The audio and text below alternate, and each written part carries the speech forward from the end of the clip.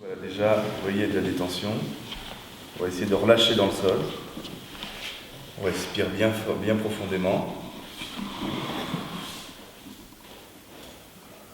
Essayez bien de partir du sol et vous ouvrez comme ça, au-dessus du ciel comme ça, et vous vous prenez dans les bras.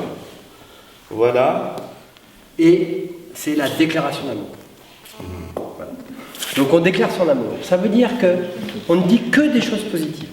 En même temps, c'est ça? Non, l'un après l'autre, évidemment. On dialogue, c'est un échange. Et est-ce que ça court comme ça ou ça Non, alors ça court ensemble, comme ça, l'un à côté de l'autre. Mais c'est juste histoire de lancer la machine, ça ne sert pas à grand-chose. C'est juste pour chauffer. Hop, on appelle. Et là. Et quand, pardon, oui, parce que j'ai oublié un nom. Et quand on court en rond comme ça, on ne fait que pousser des soupirs. Si on reste ensemble. Oui. Vous connaissez ça par cœur. C'est pas la première fois que vous faites des improvisations.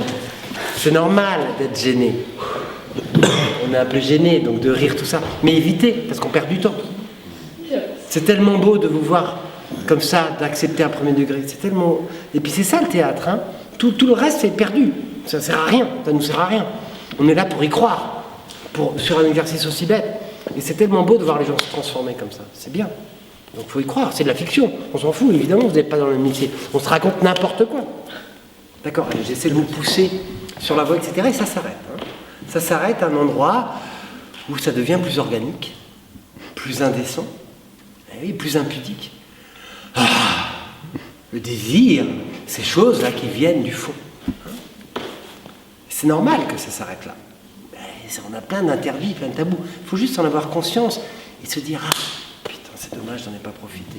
La prochaine fois, j'en profiterai et je sortirai cet endroit-là de moi. » C'est très beau des moments que vous avez donné, en fait, souvent dans le travail, c'est comment on donne des choses. Je ne sais pas si vous avez pu voir hier, on en parlera tout à l'heure, mais en fait, sur le spectacle, c'est comment on donne des choses à voir. En fait, de ne pas jouer grand-chose. Je ne sais pas si vous avez regardé un peu les acteurs, mais on joue presque rien. Je ne sais pas si vous avez vu, on donne des tout petits trucs.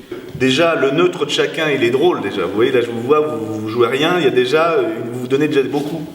Donc au début, il faut vraiment être dans ça. Et petit à petit, s'il y a quelque chose qui arrive, par exemple, tu te grattes l'œil, il y a des petites choses qui arrivent, hop, tu vois, vous êtes en train de tous faire des choses, beaucoup de choses. Et du coup, il faut être à l'écoute de ce que vont faire les autres. Tiens, et tu te rassois, tout ça, tu fais le nez, les cheveux.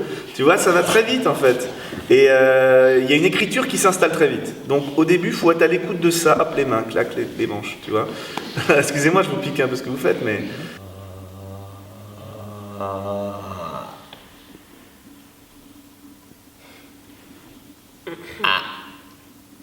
Vous voulez, parce qu'on ne pouvait pas rester dans un même... Par exemple, on aurait pu dire, bah, tiens, on va construire une journée. Hein, le spectacle aurait pu dire, tiens, ça va être une journée avec ces personnages. On aurait très bien pu imaginer une chose pareille.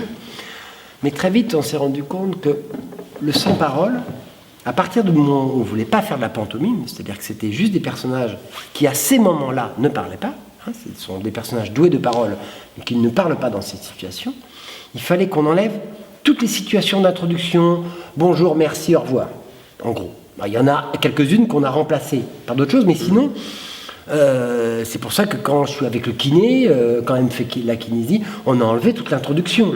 Oui, j'ai remarqué que les calages son et lumière étaient ouais. poil. 187 top son et 160 top lumière. Ouais. Ils passent leur temps à faire ça. Ouais.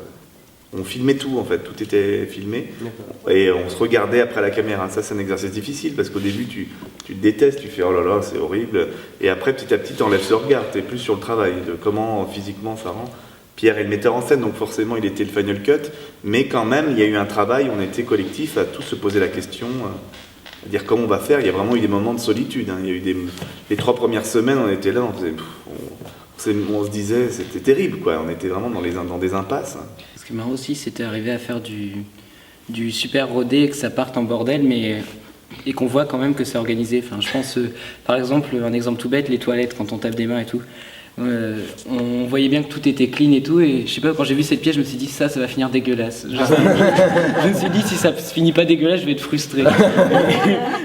Mais c'est bien ce que tu racontes, parce que en effet, quand on fait ce genre de pari, c'est-à-dire qu'on est obligé d'aller au moins aussi loin que le spectateur l'espère. L'espère, c'est vrai. Sinon c'est un peu raté.